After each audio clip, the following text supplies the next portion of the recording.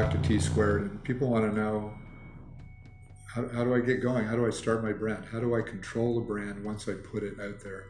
And control is really the key word on this. So I'm assuming right now you've got a differentiated product.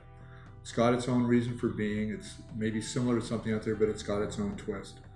It likely has a story, and it may be the story as to you had your aha moment, or you were experiencing something, or you realized there was a void in the market.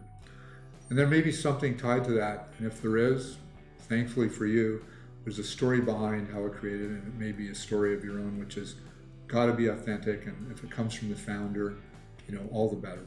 So that's a great starting point. So through that, you're going to want to build your brand organically. You're going to want to have consistency in what you do in the brand. You're going to want to maintain regular price. You want to be in control. You want to tell a story. You need a vehicle, obviously, to tell a story. The best place to start, obviously, to do that is online. Create your own website. Again, many people go and don't go to strong experts in this area. Find a great person that, first of all, gets the aesthetic of the brand, really understands it. You need a design development person to get started. Outsource that person, get a specialist, get someone good. Then once you get this thing going, you're going to need to attract customers. You need to bring them on board. You need someone who's going to work on engaging customers. You're going to work on someone who can optimize your sales funnel, and you need a specialist for that.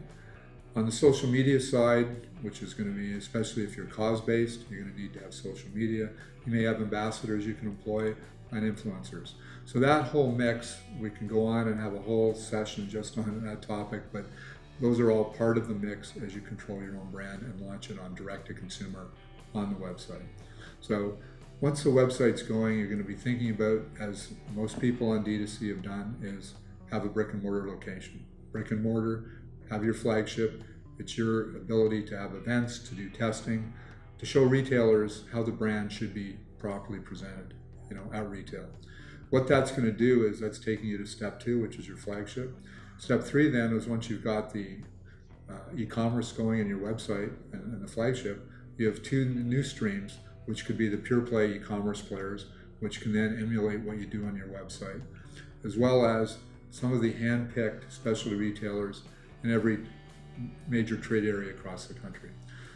That's step 3. Step 4 then, if you choose to go there, then goes to the majors. So you can see now how the model has been turned upside down. You go to the majors now because you're on the radar, you've become a must-have brand. You then go to them on your terms. You're negotiating space for them, that they keep you at regular price, because your goal with this brand is to maintain equity in that brand. You're here for the long-term play. You're in control of your brand. Follow those steps. Anxious to hear your experiences. Please leave me your comments. Look forward to seeing you next week for our segment on T Squared.